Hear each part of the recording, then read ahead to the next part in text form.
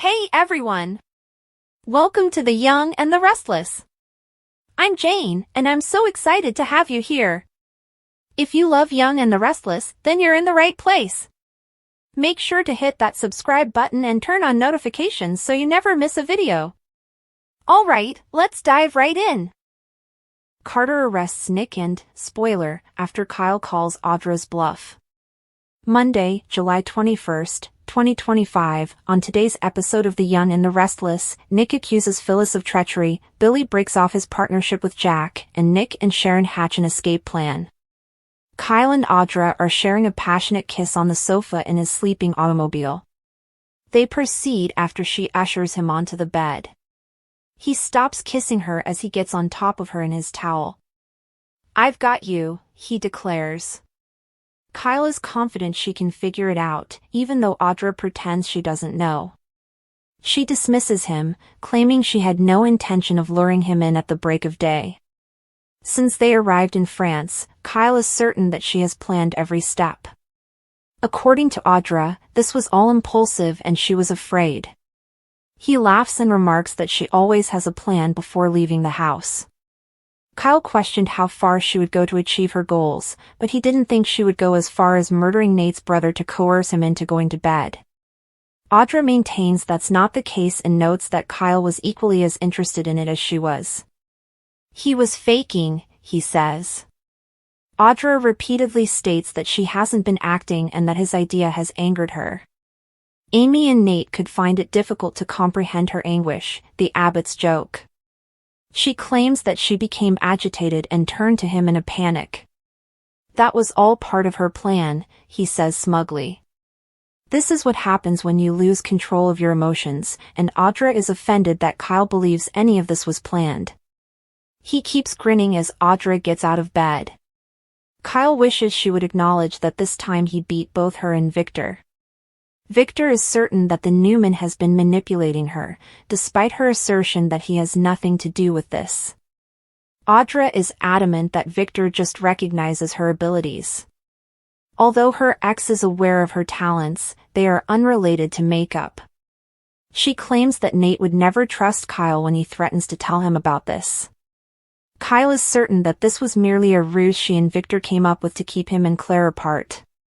According to Audra, he is a joke. He is certain that Victor is only funding Vibrante for this reason. Audra raises her hands and declares she has no idea what a plan is. She puts even more effort into being a successful businesswoman who can bring Victor a ton of money. Kyle informs Audra that she has failed badly at everything. The fact that he had to work out a deal with Victor to keep seeing his granddaughter, according to Audra, is very pitiful. Kyle says she believes people are stupid, which is why she continues failing. She boasts that their strategy to win over Kane was successful. Kyle clarifies that he was only playing along with her.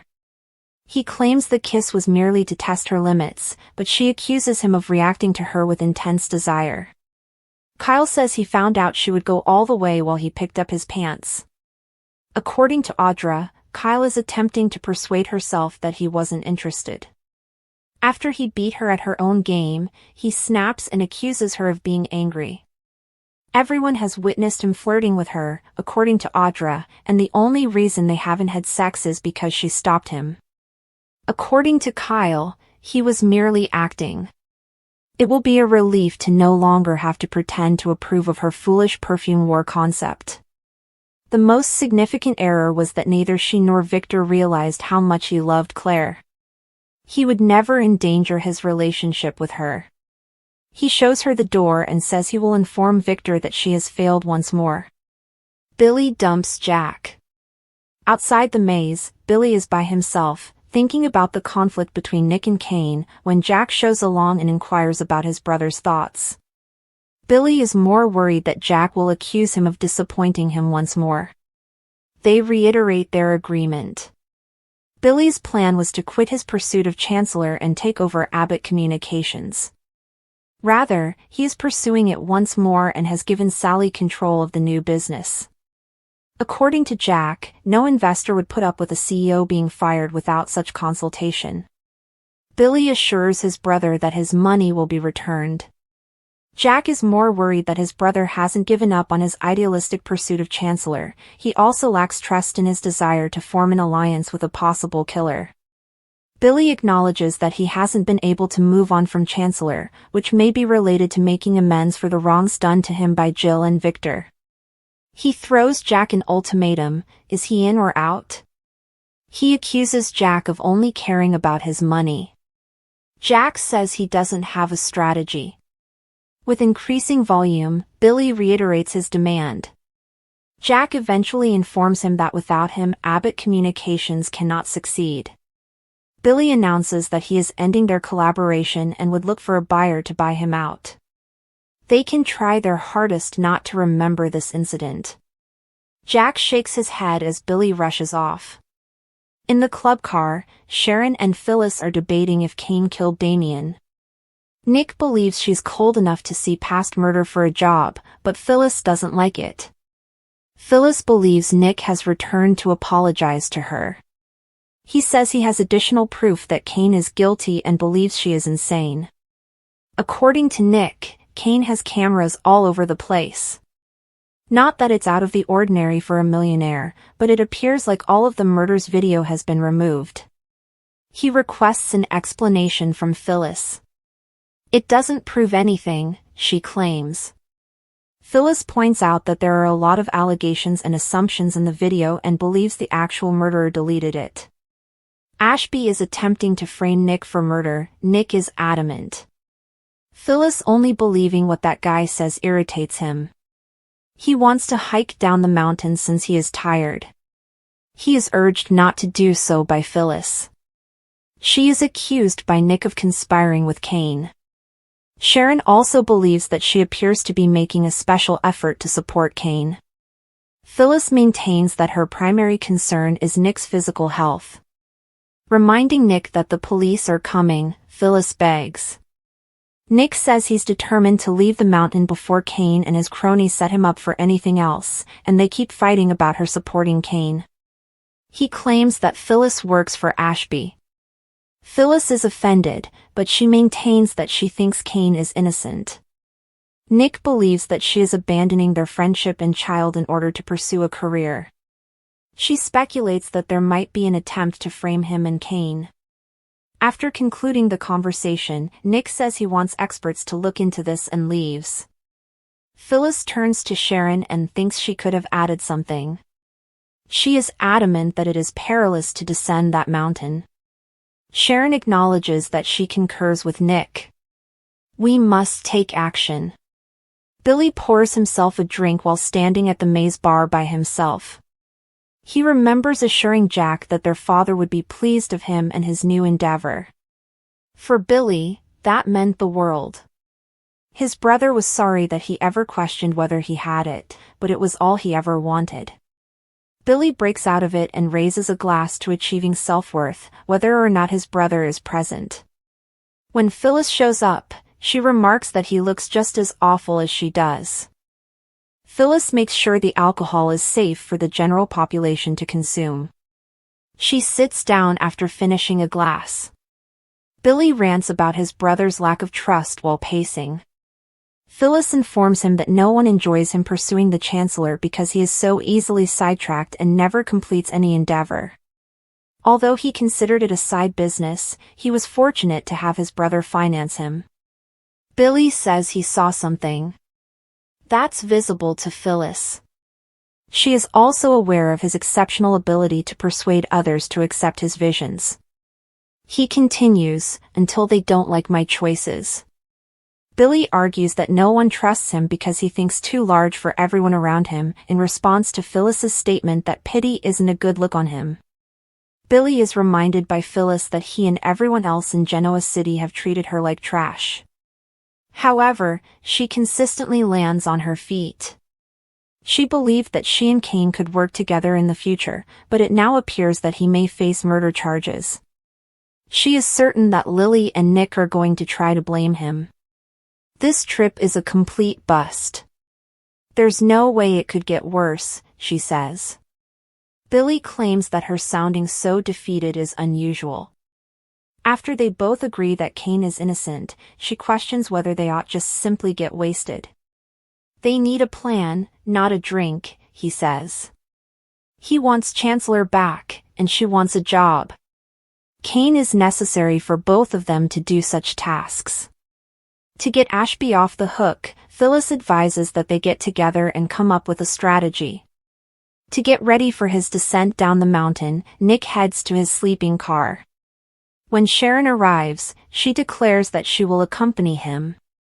She believes that there is safety in numbers, while he is concerned about the danger. Both of them hope that everything will return to normal. It has been one catastrophe after another for the last 2 months. Sharon simply focuses on what's in front of her because she can't bear to think about that. That is currently going to be discovered by the police. The door is being knocked on. The corner is where Sharon hides. Carter and a goon are standing there when Nick opens the door. Carter claims that Nick's threats were alarming and that his supervisor worries that his life is in jeopardy. Nick is under home arrest for his protection. Nick is furious about this. Carter observes that Guy seems to be getting ready to flee before the police can get there. Carter says he might have to order the guard to draw his weapon when Nick yells at them to move aside. Carter says she will have to accompany them when Sharon stands forward. Carter responds that neither of them has an option when they object. Chance and Kane discover something startling, and Kyle and Audra go too far. Friday, July 18, 2025, Phyllis and Sharon question who might be scheming Nick. The Abbotts speculate that Kane is a murderer, and Audra brings bad news to Kyle. In his office, Kane shows Chance the security footage he has been collecting, and the police officer asks why they were being watched. He hasn't been snooping on people's bedrooms, Kane tells him. He is certain that the video will exonerate him. The video cuts off when they reach the scene where Damien was attacked. Chance says, "Who else has access to this room and the equipment?" Kane panic. That would be Amanda and Carter, Ashby clarifies. The officer is certain that one of them altered the video. Why would I remove the one piece of evidence that would establish my innocence? Kane inquires. His freedom and life depend on finding the truth, so he needs to accomplish it more than anyone else. The Abbotts conjecture about Kane's responsibilities. Billy is discovered by Jack and Diane in the dining room. Again, Groundhog Day, Jack grumbles. Billy informs them that Damien was stabbed in the back last night, assuming they were not aware of the major news. Who did it and why is the question.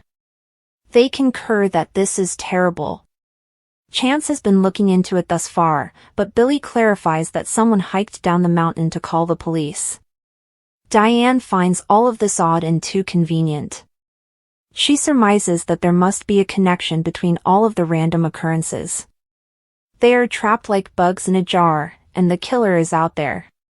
Diane remarks that none of them should be left alone at this time after noticing Sally is not there. Billy shifts the conversation to the hookup between Lily and Damien. Jack believes he is implying that Kane killed Damien because he was envious. Since that would put a stop sign on his business transaction, his brother hopes that isn't the case. Jack and he end up fighting over his priorities as a result. They argue over Billy's decision to leave Abbott Communications in order to run for chancellor. Billy is adamant about getting it back. His brother laments that when he decided to invest in him, he should have realized he would ruin a good thing. With so many people nearby, Diane is certain that Kane wouldn't murder someone. Kane just happened to be in the right place at the right moment, Billy says. Kane joins them and insists, "Whatever you think, whatever you heard, I had nothing to do with Damien's death." He declares that he invited Chance because he was the intended victim, but he didn't anticipate the assailant would approach him in the presence of others. "Who is targeting me?" Jack asks. Kane is unsure. Billy says the Newmans might be the culprit. According to Kane, Nick stated unequivocally that he would stop at nothing to keep his family safe. Billy isn't so convinced, but Jack finds it absurd that Nick would want to kill him. He may easily go too far, and he has witnessed him lose it. Kane is certain that's a possibility. Kyle responds to a desperate knock on his door while standing in his towel. Audra has the terrible news that Damien has passed away. The fact that he was stabbed is surprising, it doesn't even seem genuine. She worries, poor Nate, adding that Amy will be devastated by this. Before she passed away, all she wanted was for Amy and Damien to reconcile. The news could ruin her, but they did, and her friend was improving because her kid was back in her life. Audra doesn't know who to turn to because she wants to contact home but is unable to. Nate and Amy's hearts will be broken to pieces the instant they find out what has happened. Audra acknowledges her messiness. She can stay as long as she needs to, Kyle replies. She thinks all of this is a horrible dream. They talk about Lily's extreme anxiety and her belief that Kane killed Damien. They find this incomprehensible, but Audra adds that love can sometimes drive people to act irrationally. The police don't even appear to have been informed as of yet. Sharon and Nick are eating in the club car when Phyllis enters. Why they bothered to sleep last night is a mystery to them all. Nick is asked by Phyllis if anything more was discovered in his cabin the previous evening. He begins to vent after claiming that the dagger was sufficient. His parents are causing him anxiety. Kane's father is prepared to choke him. When the cops show up, Sharon is confident that everything will be resolved. Nick doesn't think Kane sent for them at all. Nick is reminded by Phyllis that he couldn't have set him up because she was with Kane the previous evening. Kane might be stalling the police to wipe up the evidence, Nick surmises. Chance is essentially powerless. By now, the killer's DNA is probably long gone from the crime scene. He claims that Ashby has been deceiving them the entire time. Phyllis is still convinced that what happened may be explained in a rational way. She implies that she has a much clearer perspective than Nick. Sharon concurs that everything is a mystery. The redhead believes that Kane hasn't concealed anything, he is just sad and has had his heart broken by Lily. Kane is accusing her daughter's father of murder, Nick reminds Phyllis. Reiterating that she and Chance were with Kane the entire time, Phyllis believes he is babbling. She says he should concentrate his anger on identifying the true murderer because she doesn't think he's being set up. She seemed to have chosen a side, as Nick advised. Phyllis promises to be by his side no matter what. Nick stomps out after accusing her of selling her soul for a career. Sharon is urged by Phyllis to share her thoughts. Sharon tells Phyllis she's not thinking the worst of her and is certain Nick didn't mean what he said. Phyllis expresses gratitude to Sharon for granting her the benefit of the doubt, explaining that this is all she is attempting to do for Kane. Sharon tells Phyllis that Kane has been lying to them about a number of things while they are sitting there. She notes that Phyllis didn't discover Kane until after Damien had been stabbed, despite her strong desire to deny that he is a murderer. Sharon finds it difficult to understand why she believes Kane is innocent. Phyllis clarifies that the dread in his voice and the horrified expression on his face were unfake. That fear is real, and they have both experienced it. After they come to the conclusion that Nick was not involved, they question who would murder Damien and attempt to blame Nick. Who could possibly do that? It would not be done by the Abbotts. Lauren, Michael, and the Winters family wouldn't either. Phyllis acknowledges that they are not murderers, but when they reach Sally, he wishes it had been her or Audra. That leaves Kane's employees, which implies that the killer is out there targeting both Nick and Kane. Kyle and Audra realize in his train car that it was definitely a bad decision to go on this trip.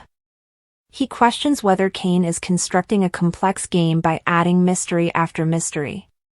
Although Audra acknowledges that the corpse Lily saw was real, she wouldn't rule it out.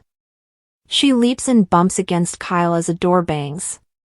He claims that at a moment like this, anyone would be shaken. Audra is advised to wait by Kyle.